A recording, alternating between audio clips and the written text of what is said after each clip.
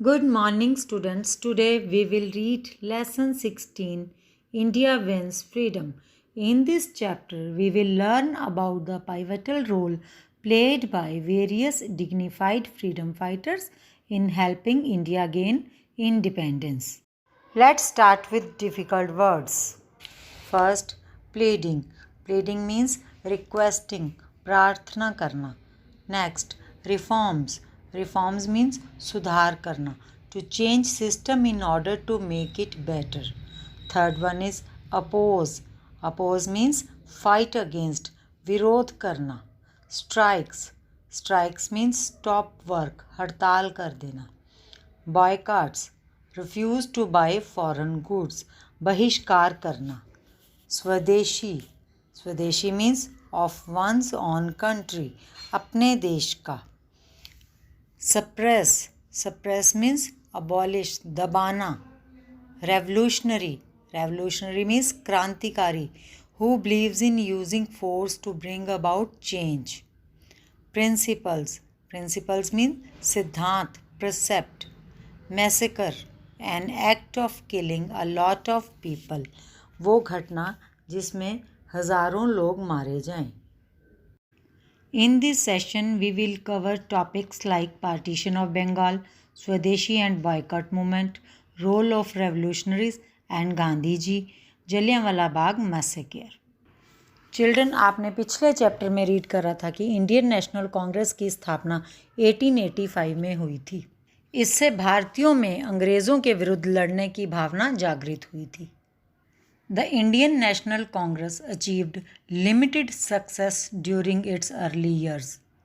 अपने शुरुआती दौर में INC को एक सीमित सफलता मिली थी. The leaders of the Congress at this time were known as moderates. Moderates means उदारवादी.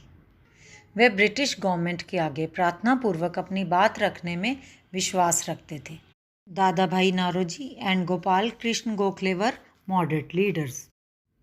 Gradually, there grew another group within the Congress. They were known as radicals. धीरे धीरे कांग्रेस में एक नया ग्रुप बन के उभरने लगा जिनको रेडिकल्स कहते थे. They wanted to oppose the British strongly. They were in favor of strikes and boycotts.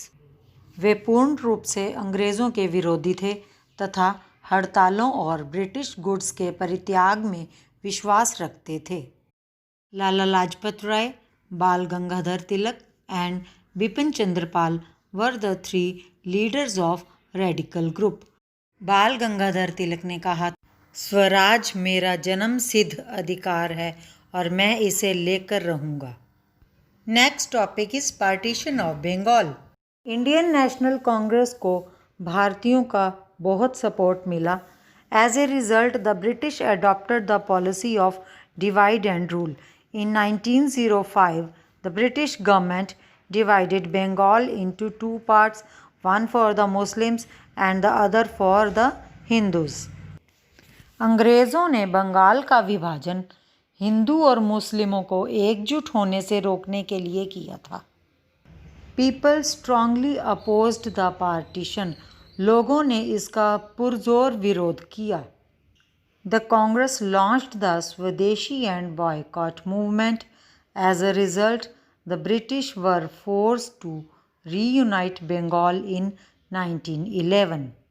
Congress ने स्वदेशी और बायकॉट आंदोलन चलाया जिसके परिणाम स्वरूप अंग्रेज़ों को बंगाल को फिर से जोड़ना पड़ा.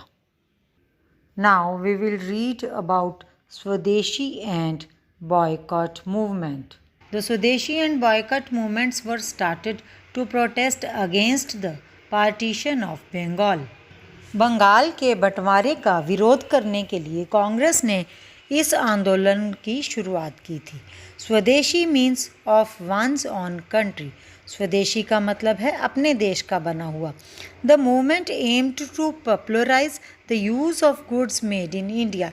इस आंदोलन के तहत इंडिया की बनी हुई चीज़ों का प्रयोग करना और विदेशी वस्तुओं का बहिष्कार करना था.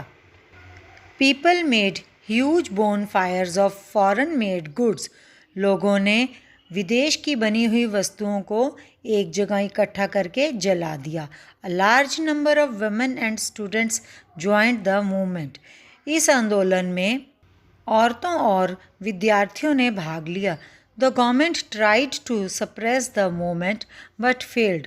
सरकार ने इसको दबाने की बहुत कोशिश करी लेकिन वो नाकामयाब रही। Now we will read about the revolutionaries. The revolutionaries believed that the British could be driven out of India only through force.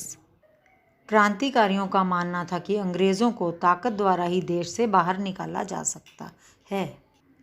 They were willing to sacrifice their lives for the country. और वे अपने देश के लिए अपने प्राणों का त्याग करने के लिए भी तैयार थे, जैसे अजीत सिंह, अरबिंदो घोष, खुदीराम बोस और Veer Savarkar. Some of the revolutionaries were later arrested and hanged. Now we will read how Gandhiji led the nation. Gandhiji taught the Indians to fight the British using the principles of Satyagraha, which were based on truth and non-violence. Gandhi ji ने अंग्रेज़ों के विरुद्ध सत्याग्रह किया जो कि सत्य और अहिंसा पर आधारित था। Gandhi ji traveled across India and was shocked to see the poverty. He also decided to fight against social and religious practices. Now we will read about Jallianwala Bagh massacre. On 13 April 1919, a public meeting was held at Jallianwala Bagh in Amritsar. General Dyer came there and ordered his soldiers to fire at the crowd. Hundreds of people were killed and thousands were injured. The country was shocked by this incident. 1919 में British ने एक act पास करा था। उस act के दौरान किसी भी व्यक्ति को बिना किसी कारण जेल में डाला जा सकता था। तो भारतीय उसके विरोध में जलियांवाला बाग अमृतसर में इकट्ठे हुए, जहां पर British army officer General Dyer आया और उसने उन इकट्ठे हुए लोगों पर गोलियां चलवा दी, जिसमें सैकड़ों लोग मारे गए और कई हजार जख्मी हो गए और पूरा भारत इस घटना से बहुत दुखी हुआ। Students, rest of the topics we will cover in the next video. Till then, read this lesson carefully and do your book work. Thank you.